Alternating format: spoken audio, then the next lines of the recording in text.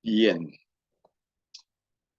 hemos estado recorriendo a través de los primeros capítulos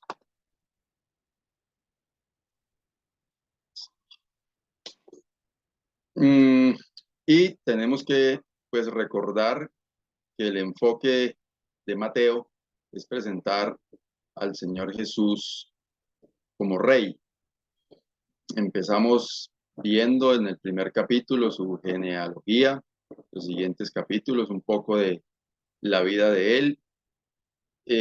Vimos 3 capítulos acerca del Sermón del Monte, ese discurso inaugural en el que todos estaban esperando al rey de los judíos y empieza el discurso con un bienaventurados los pobres de espíritu, bienaventurados los que lloran, bienaventurados los mansos. Y a través de ese discurso inaugural, donde evidentemente queda reflejado que lo que la gente tenía en su mente relacionado con ese rey, el rey, nuevo rey, venía a cambiar todo lo que estaba concebido en la mente de quienes esperaban a un rey de imperio terrenal, de dominio terrenal, de poder terrenal,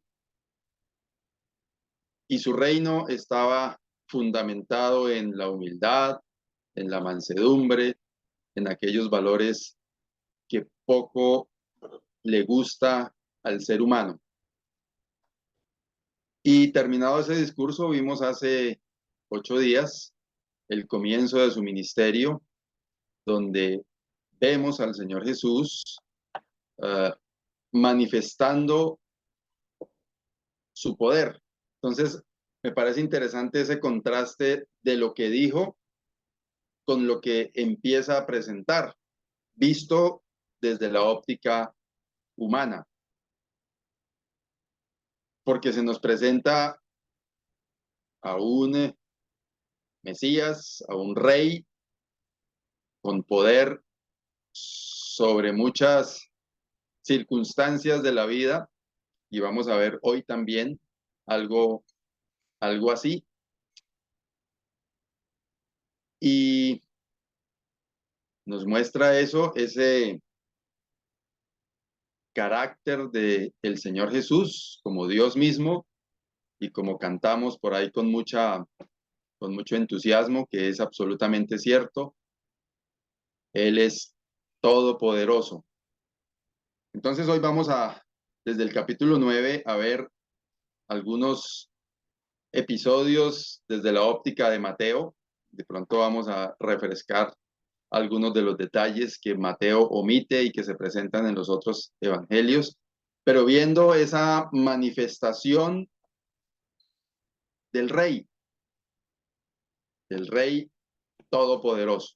Quiero invitarlos a que antes de continuar, oremos al Señor y nos dispongamos en sus manos para este tiempo. Amado Dios y Padre, te damos gracias por tu preciosa palabra. Gracias, oh Dios, porque podemos con libertad abrir tu palabra y con toda seguridad entender que tú quieres hablarnos a través de ella por la obra de tu Santo Espíritu en cada uno de nosotros. Qué privilegio el que tenemos al saber que tú conoces nuestra necesidad y que porciones de tu palabra pueden impactar a cada uno de nosotros de manera diferente, porque tu palabra es viva y es eficaz y es más cortante que toda espada de 2 filos. Y por eso, Señor, te rogamos que nos ayudes a tener toda reverencia con la palabra tuya, a dedicar toda nuestra atención a lo que tú quieres decirnos a través de ella, a través de tu palabra en esta noche, y que podamos estar con nuestra mente y nuestro corazón abiertos a escucharte a ti, a escuchar tu voz y a obedecerte a ti. Te alabamos, oh Dios, exaltamos tu nombre y te damos gracias por medio de nuestro Salvador, el Señor Jesucristo. Amén. Bien, he puesto He puesto como título al mensaje de esta noche basado en este capítulo, enseñando con ejemplo. Y empezamos en los primeros dos versículos de Mateo 9.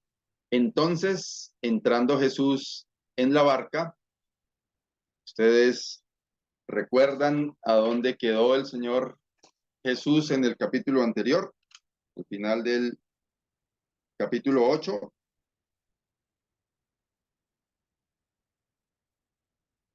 Estaba con unos endemoniados y estaba en los alrededores del mar de Galilea. Y nos dice el capítulo 9 en sus primeros versículos que pasó al otro lado y vino a su ciudad, a Capernaum. Dice, y sucedió que le trajeron un paralítico tendido sobre una cama, y al ver Jesús la fe de ellos, dijo al paralítico, ten ánimo, hijo, tus pecados te son perdonados. Este mismo episodio lo encontramos en el Evangelio según San Marcos, en el capítulo 2, versículos 1 al 12, y en Lucas, capítulo 5, versículos 17 al 26, pero Mateo es bastante concreto, preciso, exacto en la narración, no da muchos detalles, solamente que le trajeron un paralítico tendido sobre una cama. Y vamos a notar en varios de los relatos de este capítulo 9 que la fe de quienes participan como protagonistas en cada uno de estos episodios es importante para el desenlace de cada historia. Mateo aquí nos cuenta que Jesús, al ver la fe de ellos, se dirigió directamente al paralítico y le dice, ten ánimo, hijo, tus pecados te son perdonados. Aquí notamos claramente la diferencia entre el enfoque de la mente humana y la diferencia contrastado con la voluntad de Dios. Resalta que el hombre era paralítico, que sus amigos le llevaron a Jesús. ¿Con qué fin creen ustedes que lo llevaron? Para que fuera sanado, ¿cierto? Para que ese paralítico se levantara de allí donde estaba postrado.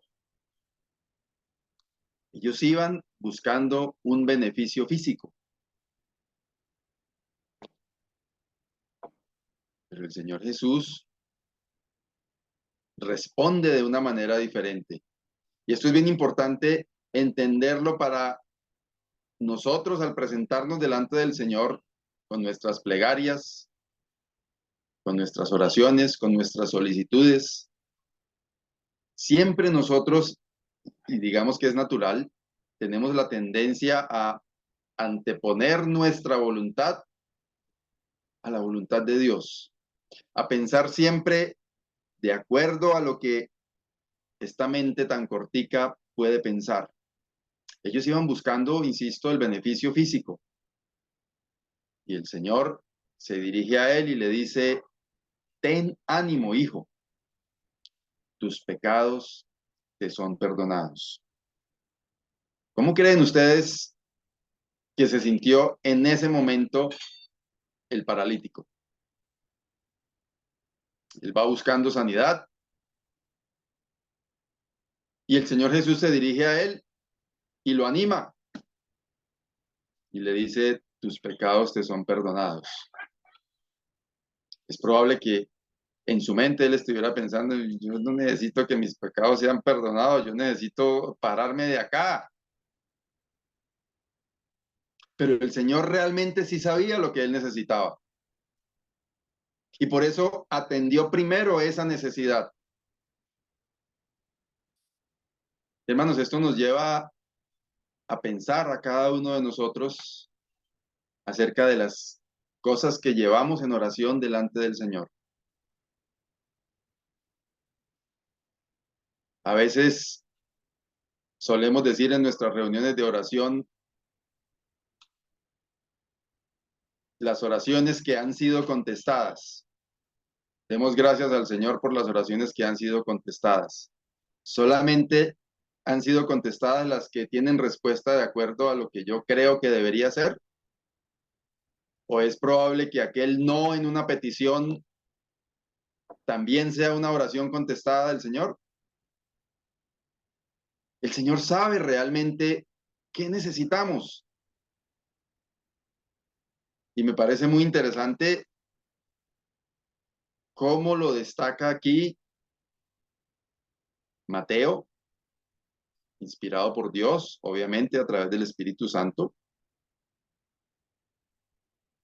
Y lo que el Señor Jesús hace: ten ánimo, hijo, tus pecados te son perdonados. Obviamente eso no gusta, versículos 3 y 4, entre algunos de los escribas. Ellos decían dentro de sí: este blasfema. Dice, y conociendo Jesús los pensamientos de ellos, dijo: ¿por qué pensáis mal en vuestros corazones? Y también me puso a pensar esta expresión del Señor Jesús. Me llama la atención y la resalté porque solemos ser mal pensados. Solemos usar nuestra mente de acuerdo a nuestra, como ya decía, perspectiva de las cosas y pensar mal. Obviamente aquí el Señor se está refiriendo a estas personas, a los escribas, que de pronto tenían en su mente otro concepto de lo que se vivía en ese momento en relación con la religión. Y ellos, arraigados en lo que conocían, acusan al Señor Jesús de blasfemo. Entonces, el Señor Jesús, conociendo, dice, el pensamiento de ellos, les reclama por qué piensan mal. Y la respuesta de él es responder a lo que quizás ellos y muchos allí pudieran estar deseando y pensando. Porque dice el Señor Jesús, ¿qué es más fácil decir? ¿Los pecados te son perdonados? ¿O decir, levántate y anda? Y enseguida responde, pues para que sepáis que el Hijo del Hombre tiene potestad en la tierra para perdonar pecados. Se dirige al paralítico, dice entonces al paralítico: levántate, toma tu cama y vete a tu casa. Ese Jesús que había tenido un discurso hablando: bienaventurados los pobres de espíritu, los que lloran, los mansos. Aquí, contrastando con eso, muestra su potestad. Es necesario que la gente sepa quién es Él. El que estaba predicando, el que les estaba enseñando a todos, el que vimos al final del discurso del Sermón del Monte, que todos se maravillaban de lo que él decía porque les hablaba con autoridad. Aquí está mostrando su potestad, su autoridad, para quienes le están reconociendo como el Mesías, como el Hijo de Dios, puedan tener esa certeza. Pero notamos aquí que es potestad de Él como Dios mismo. Para que sepáis que el Hijo del Hombre, dice, tiene potestad en la tierra para perdonar pecados. Dice entonces al paralítico: levántate, toma tu cama y vete a tu casa.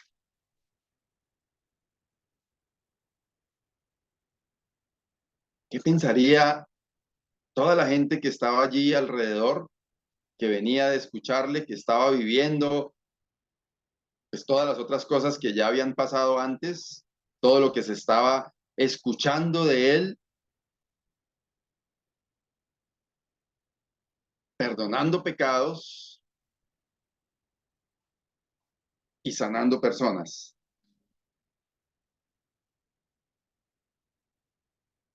Versículos 7 y 8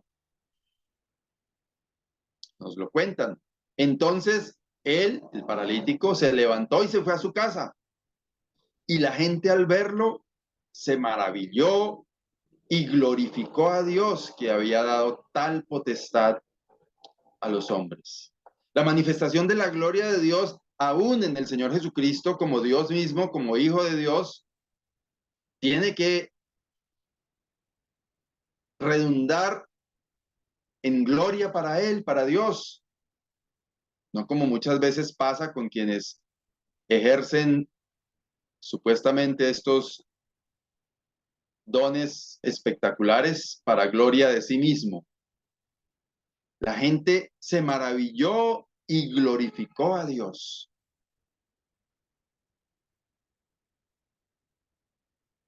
Obviamente aquí hubo una manifestación de la gloria de Dios sobrenatural. Un hombre que realmente era paralítico, no como cuentan por ahí que a veces pasa con quienes hacen algunos espectáculos públicos relacionados con enfermos. Este realmente estaba postrado. Sus amigos lo habían traído al Señor Jesús porque realmente tenía su problema. No sabemos de qué manera conocieron que el Señor Jesús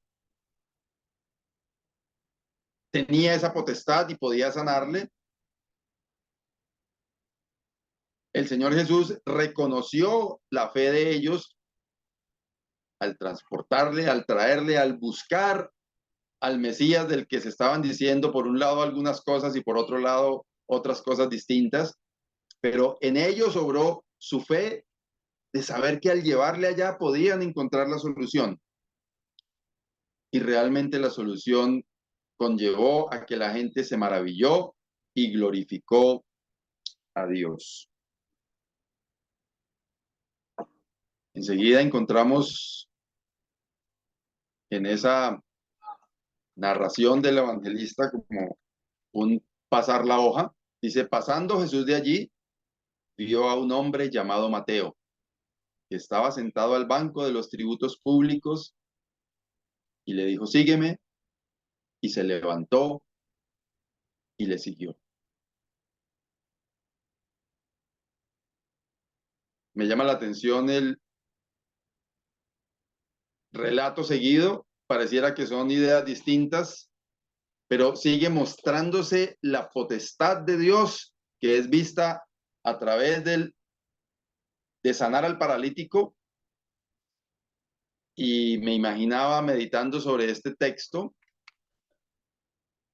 en esa escena.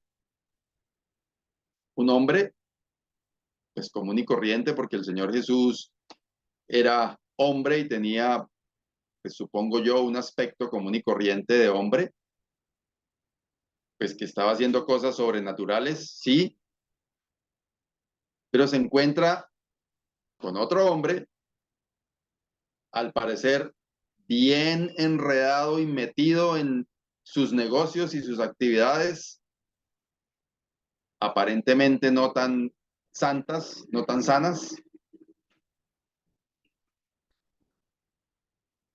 Y el Señor Jesús se le presenta y solamente le dice, sígueme, con autoridad, con poder, con la misma autoridad con la que le dijo al paralítico, levántate, toma tu lecho y vete a tu casa. Si es así que dice, levántate, toma tu cama y vete a tu casa. Con esa misma autoridad se presenta ante un hombre sano físicamente, quizás moralmente no tan sano, y le dice, sígueme. Y es interesante cómo no nos cuenta nada más, sino que dice, y se levantó y le siguió. Una muestra de la autoridad y del poder de Dios. Y hermanos, a mí esto parece tan sencillo, pero me ponía a pensar en mí mismo. ¿Qué hago yo con las órdenes de Dios? ¿Qué hago yo con lo que el Señor me encomienda? ¿Qué hago yo cuando el Señor me dice, haga esto? ¿Hago lo que hizo Mateo? ¿Me levanto y le sigo? ¿Me levanto y lo hago? ¿O digo, espérenme un momentico, cuento aquí a ver cuánto hice hoy y voy, consigno y ya le caigo?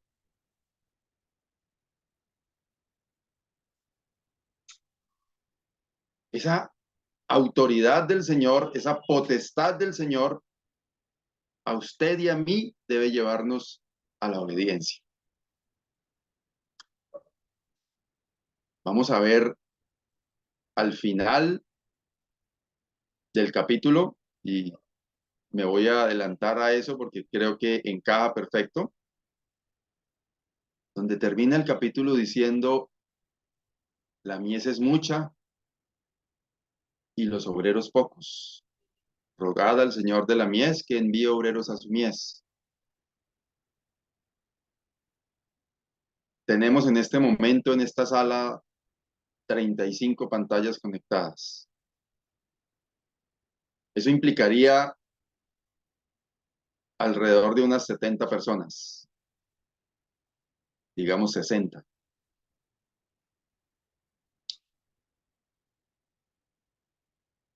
Hermanos, ¿saben lo que haríamos con 60 hombres y mujeres dispuestos a meter el hombro y a hacer, hablemos de algo común y corriente, una empresa? Vamos a montar una empresa y tenemos 60 personas disponibles a meterle con todo a ese negocio. ¿Se imaginan lo que podríamos hacer? Tenemos aquí 60 personas a las que el Señor nos está diciendo, sígueme, sírveme. A cada uno por nombre nos está diciendo, venga conmigo. ¿Qué estamos haciendo con ese llamado del Señor? Dice, y se levantó y le siguió.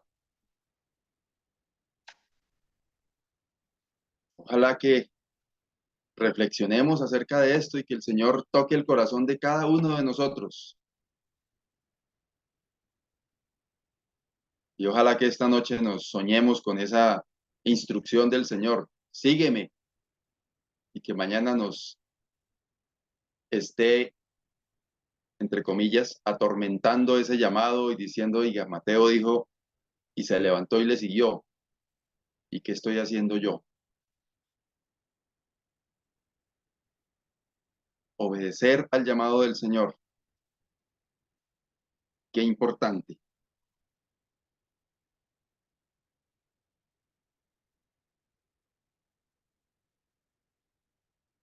Nos cuenta Lucas, Mateo no lo cuenta, que Leví, Lucas dice eso, que Leví hizo un gran banquete. No sabemos si fue para contarles a todos lo que estaba sintiendo, lo que le había pasado, porque no hay muchos detalles de ver esa transición del recaudador de impuestos al seguidor de Jesús. Pero Mateo cuenta directamente que aconteció que estando él sentado a la mesa en la casa, eso es porque, según lo que cuenta Lucas, Leví hizo un banquete y había allí muchos invitados, y aquí Mateo sí lo resalta, que estando él sentado a la mesa en la casa, he aquí que muchos publicanos y pecadores que habían venido se sentaron juntamente a la mesa con Jesús y sus discípulos.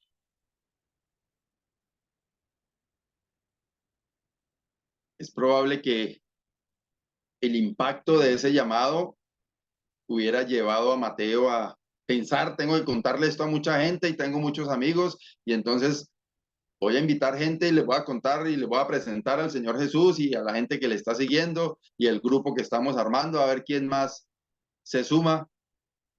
No sé, estoy suponiendo. Pero lo que sí sabemos es que hubo un banquete, hubo unos invitados, muchos de esos invitados, amigos de Leví, dice muchos, he aquí muchos publicanos y pecadores que habían venido y se sentaron juntamente a la mesa con Jesús y sus discípulos.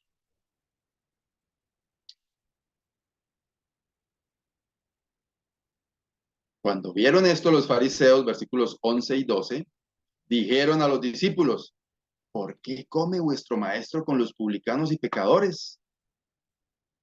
Al oír esto Jesús les dijo, los sanos no tienen necesidad de médico, sino los enfermos.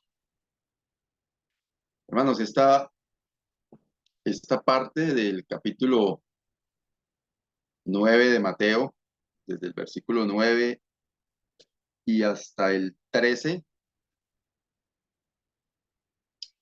a mí me ha puesto a pensar en lo que nosotros usualmente hacemos como creyentes. De pronto con la actitud farisaica de decir, oiga, pero este man, ¿por qué se junta con ese tipo de personas? ¿Por qué hace ese tipo de cosas? Digo, entre nosotros, ¿no? No me refería a este man al Señor Jesús, sino me estoy refiriendo a nosotros. Juzgamos los unos a los otros, de la misma forma en que los fariseos le dicen a los discípulos, venga, pero ¿cómo así? ¿Por qué su maestro está sentado comiendo con publicanos y pecadores? Jesús, Dios mismo, que conoce lo que pasa por la mente de las personas, les dice, los sanos no tienen necesidad de médico, sino los enfermos.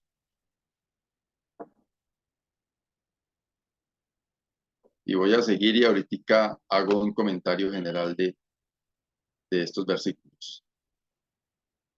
Les dice, y pues y aprended lo que significa misericordia quiero y no sacrificio, porque no he venido a llamar a justos, sino a pecadores al arrepentimiento.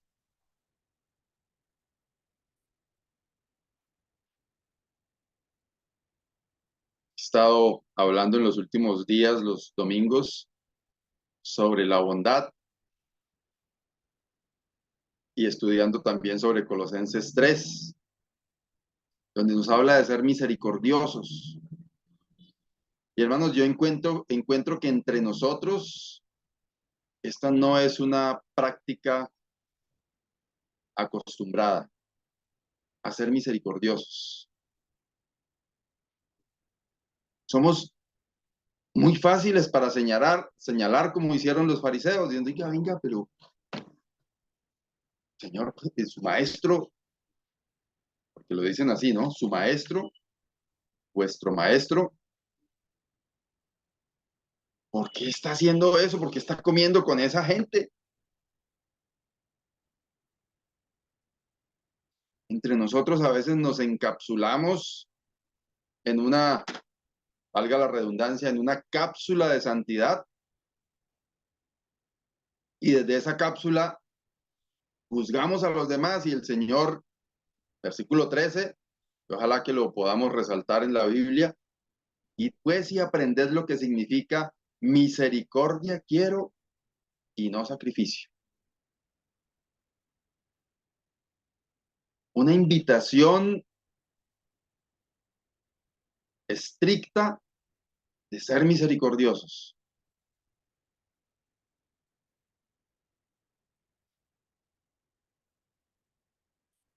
Y el contrario de esto es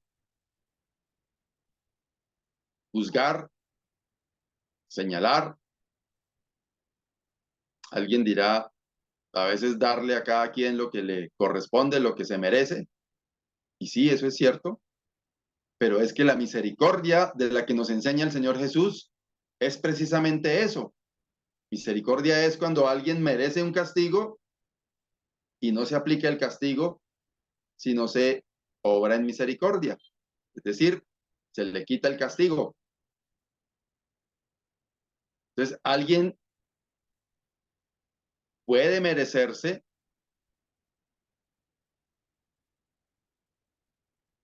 que yo lo mire feo, o alguien puede merecerse que yo no le vuelva a hablar, o alguien puede merecerse que yo lo trate mal porque se comporta feo. Puede que se lo merezca y dentro de nuestro razonamiento decimos, es que se merece que lo tratemos así,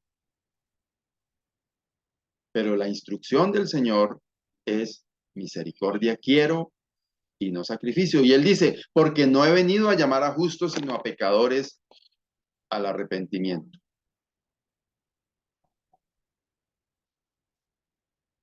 Hemos tenido entonces ya varias, pero destacadas, un par de conclusiones importantes.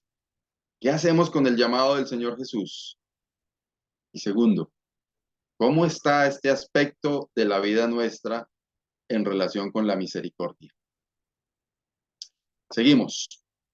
Entonces vinieron a él los discípulos de Juan diciéndole, ¿por qué nosotros y los fariseos ayunamos muchas veces y tus discípulos no ayunan?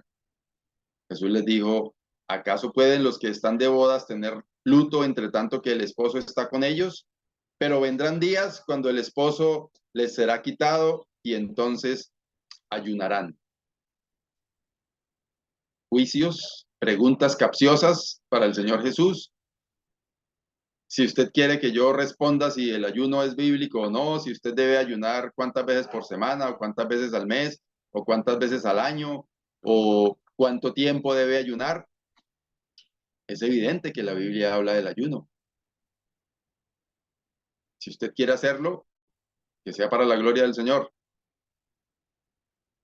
Si usted quiere hacerlo, no porque usted crea que eso lo hace más santo, sino decidió tener una mañana de ayuno para dedicarse a orar, a estudiar la Biblia, pero que no sea con esa actitud religiosa del que sube a una montaña con 300 escaleras y las sube de rodillas para creerse un poco más santo. Es mi concepto. Está claro que aquí hay algunos que están buscando ese tipo de respuestas en relación con el ayuno. Y el ayuno es bíblico. Cuando se habla de trato con demonios y ese tipo de cosas, el Señor Jesús mismo lo dice que ese tipo de experiencias deben enfrentarse con oración y ayuno. Pero lo que el Señor Jesús aquí está enfatizando y diciendo es que ellos, sus discípulos, están con el Señor Jesús. Tienen motivos para estar contentos y estar trabajando en lo que están haciendo y tienen muchas cosas por hacer y el esposo está con ellos. Dice, pero vendrán días cuando el esposo les será quitado y entonces ayunarán.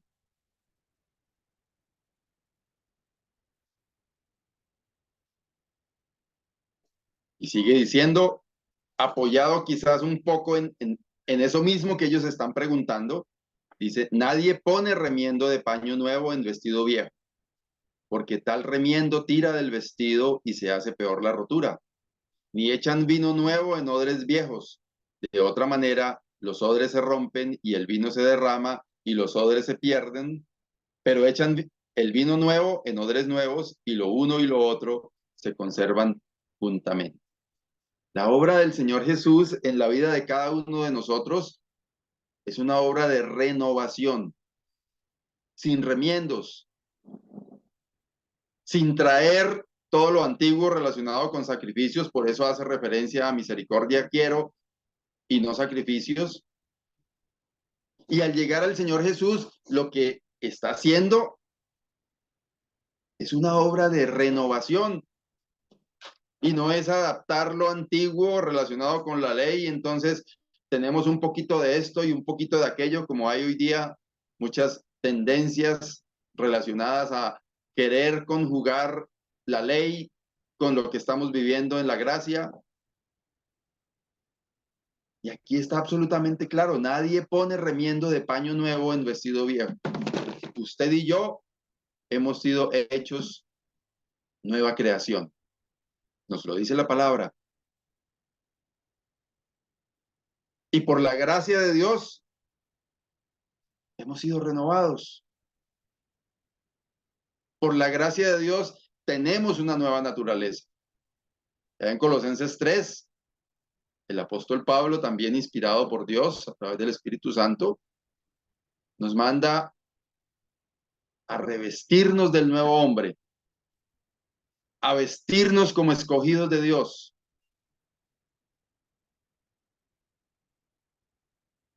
Porque de eso se trata, vivir en esa nueva naturaleza, no tratando de emular cosas antiguas y de traer cosas antiguas a adaptarlas a lo nuevo, porque a eso hace referencia aquí con esos remiendos, dice remiendo, nadie pone remiendo de paño nuevo en vestido viejo. Versículos 18 y 19. Mientras él les decía estas cosas, vino un hombre principal y se postró ante él diciendo, mi hija acaba de morir, mas ven y pon tu mano sobre ella y vivirá. Y se levantó Jesús y le siguió con sus discípulos. Lucas en el capítulo 8 da un poco más detalles sobre este hombre, da su nombre allá, habla de Jairo, un hombre principal, dice que se postró ante él, habla de que su hija tiene más o menos 12 años,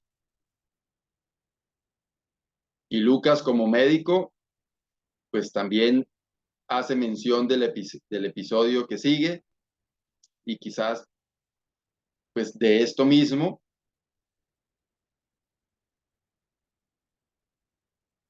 porque allá dice que la hija estaba moribunda.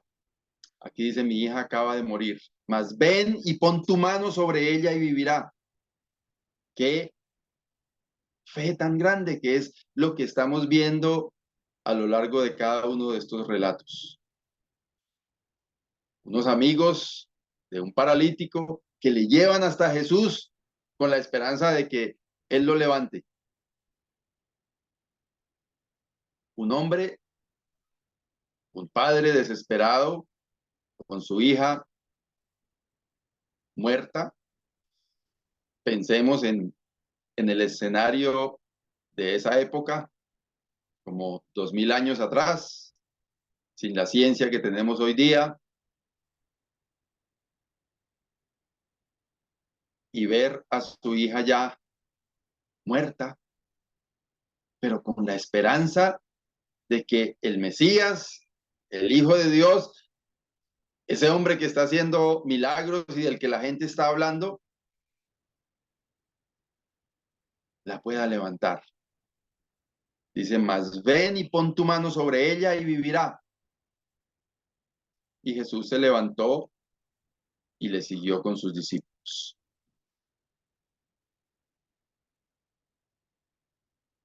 Y en ese camino, es decir, van hacia la casa de Jairo, y en ese camino, he aquí una mujer enferma de flujo de sangre desde hacía 12 años, se le acercó por detrás y tocó el borde de su manto, porque decía dentro de sí, si tocare solamente su manto, seré salva.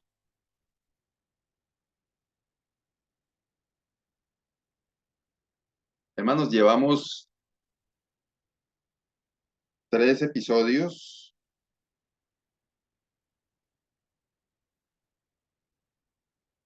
y quizás el de Mateo lo podemos incluir también ahí,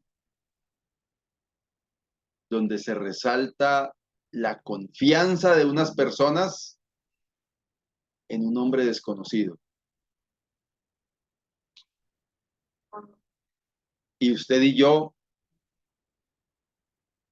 quizás podemos decir, conocí al Señor hace no sé cuántos años. Yo conozco al Señor desde que era, no, conocemos al Señor, sabemos de Él, tenemos su palabra que nos da testimonio del Señor Jesús.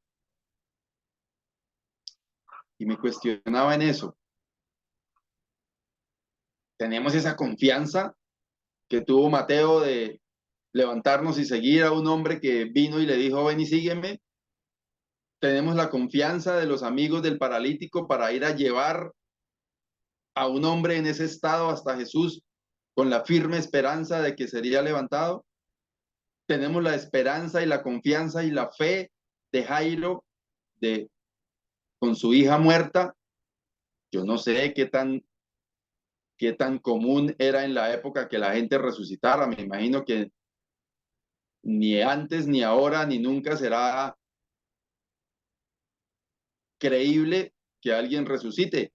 Pero este hombre fue hasta Jesús a eso y le dice que si pusieres tu mano, mi hija vivirá. Y esta mujer dice, si tocare solamente su manto, seré salva.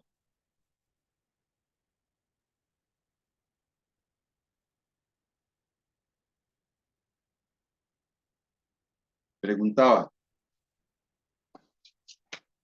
¿qué tanta confianza realmente tenemos nosotros en el Señor al que decimos conocer? No para hacer cosas sobrenaturales y gloriarnos nosotros, sino para acudir al Señor con ese grado de fe. Esta mujer se decía dentro de sí, nos cuenta Mateo, si tocare solamente su manto, seré salva.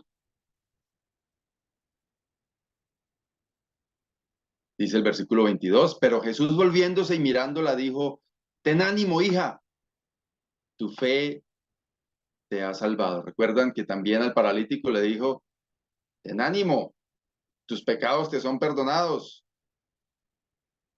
Aquí le dice, ten ánimo, hija, tu fe te ha salvado. Y la mujer fue salva desde aquella hora. Lo que hace la fe, la confianza de esta mujer en el Señor Jesús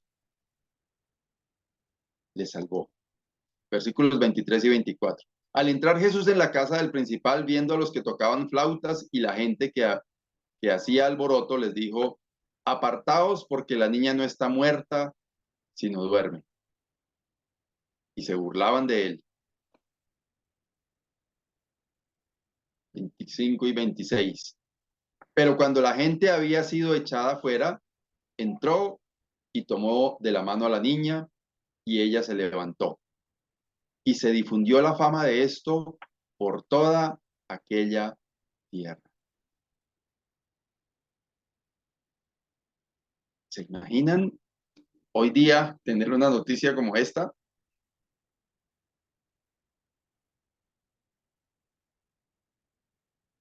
Y aún en aquella época, igual era algo inusual, nada común, nada viable, pero el Señor lo hizo manifestando el poder, la potestad, como dice allá al comienzo, la potestad que tenía como hijo de Dios, como Dios mismo hecho hombre.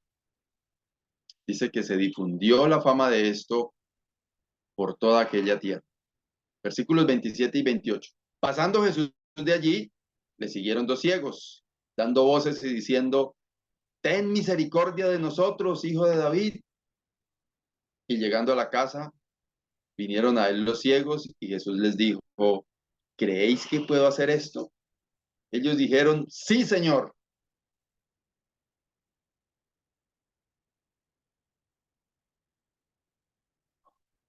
Otro testimonio de fe, otro testimonio de confianza. El Señor quiere probar la fe de ellos y les pregunta, ¿ustedes creen que lo que vienen a buscar yo lo puedo hacer? Ellos hubieran podido haber dicho, pues, Señor, haga el intento a ver cómo nos va, ¿qué perdemos?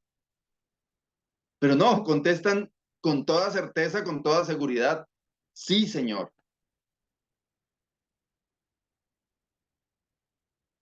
¿Y qué responde el Señor? Versículos 29 al 31. Entonces les tocó los ojos diciendo, conforme a vuestra fe os sea hecho. Y los ojos de ellos fueron abiertos. Y Jesús les encargó rigurosamente diciendo, mirad que nadie lo sepa. Pero salidos ellos, divulgaron la fama de él por toda la tierra.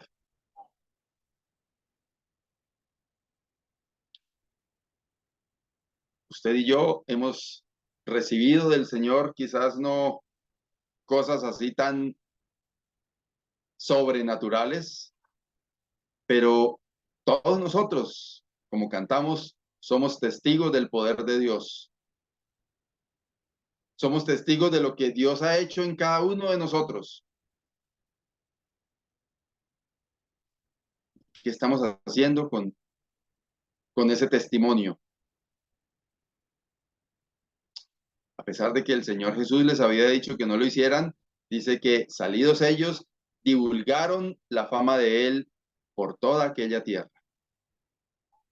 Versículos 32 y 33. Mientras salían ellos, he aquí le trajeron un mudo endemoniado, y echado fuera el demonio, el mudo habló, y la gente se maravillaba y decía, nunca se ha visto cosa semejante en Israel. Hemos tenido un paralítico, hemos tenido una mujer enferma, hemos tenido una niña muerta, hemos tenido un par de ciegos, tenemos ahora un mudo endemoniado. Muestras de la potestad del poder de Dios. Pienso yo que este era el objetivo con todo esto que estaba sucediendo después de una prédica, un discurso bien importante, el Sermón del Monte, mostrar el poder para quienes estaban esperando a ese rey impactante, poderoso, no desde el poder quizás que ellos estaban esperando, un guerrero, pero un rey de un reino distinto. Dice que la gente se maravillaba y decía, nunca se ha visto cosa semejante en Israel.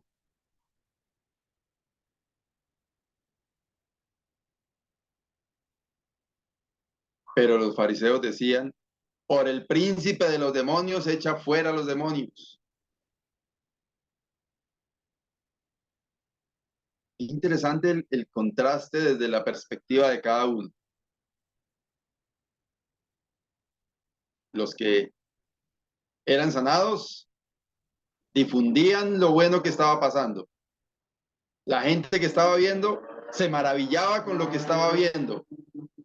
Los religiosos acusaban, no, pero eso debe ser como pacto con el demonio, quién sabe qué era lo que tiene, eso no debe ser real.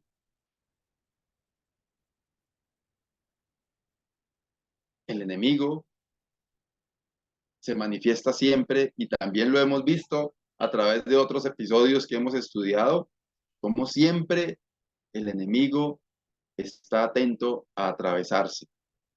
Y cada uno de nosotros en la actividad que desempeña de servicio al Señor debe tomar conciencia de que el enemigo se atraviesa para poder identificar cuándo ese problema puede ser un ataque de Satanás, cuando un hermano querido de pronto puede estar siendo instrumento de Satanás y no debo cogerlo personal la cosa, sino con mucha misericordia y con mucho amor poder pasar por encima de eso con la ayuda del Señor y entender que el enemigo siempre está en esta posición de acusar, de desvirtuar lo bueno que está pasando.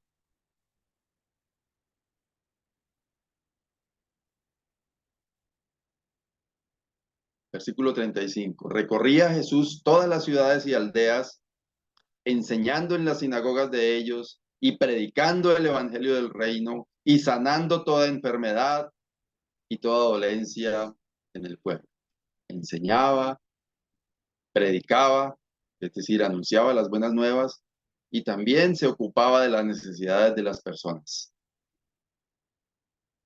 Un ejemplo del ministerio del Señor Jesús para que usted y yo reflexionemos sobre eso.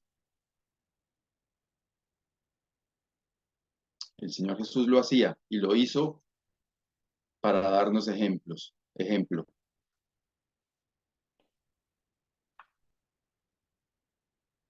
Y termino con el remate de este capítulo, que ojalá eso nos quede sonando a todos.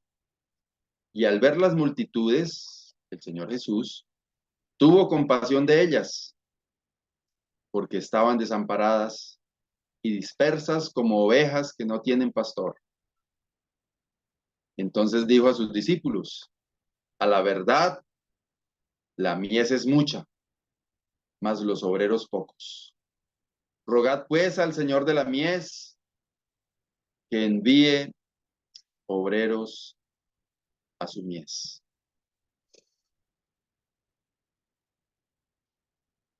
Somos conscientes de esto que dice el Señor Jesús, que la mies es mucha, que los obreros son pocos y que usted y yo debemos disponernos,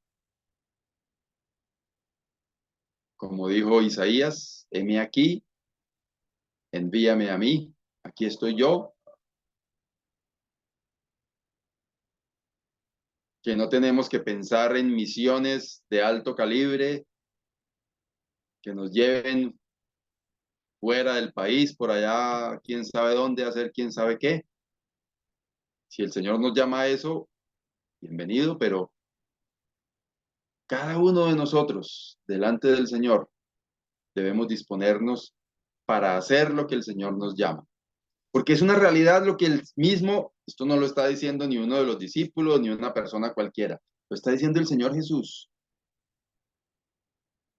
A la verdad, él mismo lo ve, la mies es mucha, mas los obreros pocos. Y qué bueno que cada uno de nosotros podamos decir, sin importar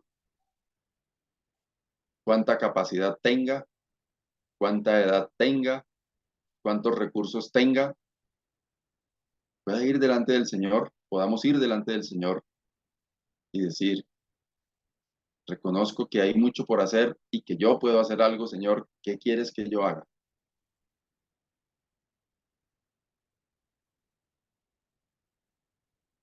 Hay mucha necesidad y así como Mateo estuvo dispuesto a seguir al Señor, así como el poder del Señor fue manifestado a través de cada uno de los episodios que hemos visto esta noche, ese mismo Señor es el Señor al que usted y yo seguimos, en el que creemos, en el que deberíamos tener esa confianza que tuvieron cada uno de los personajes que estudiamos esta noche, los amigos del paralítico, Jairo, la mujer que tocó el borde del manto del Señor Jesús, los ciegos que dijeron: sí, Señor, cuando el Señor les preguntó si creían que Él podía hacerlo.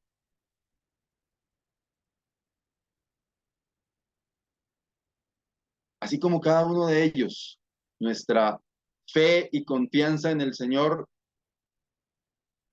debería ser de ese tamaño, no para nosotros hacer cosas sobrenaturales, sino para poder decir: sí, Señor, estoy dispuesto. creo que tú puedes hacer conmigo cosas especiales.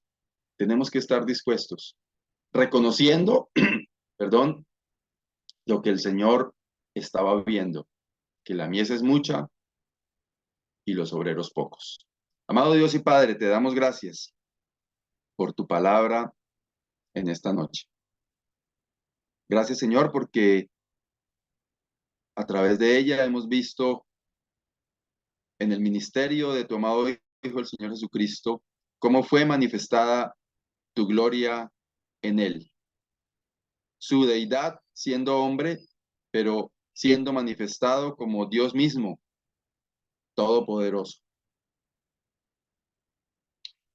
Gracias, Señor, porque entendemos que cuando hay confianza en ti, oh Dios, tú puedes obrar de manera especial en cada uno de nosotros, no para gloria nuestra, sino para gloria tuya.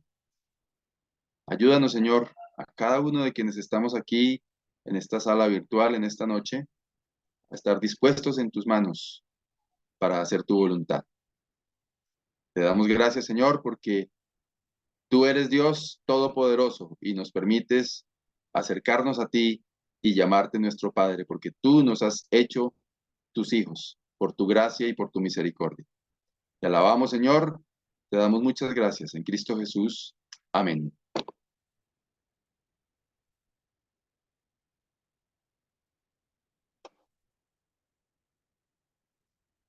Buenas noches para todos, hermanos. Buenas noches, hermanos.